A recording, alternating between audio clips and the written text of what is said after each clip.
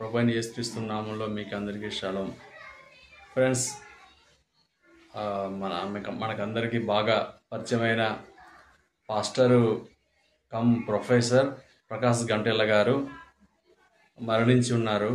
వారు గత కొద్ది కాలంగా కిడ్నీ సమస్యతో బాధపడుతున్నారని నాకు ఇప్పుడు తెలిసింది. కిడ్నీ సమస్యతో బాధపడి చివరకు రాత్రి చనిపోయారంట.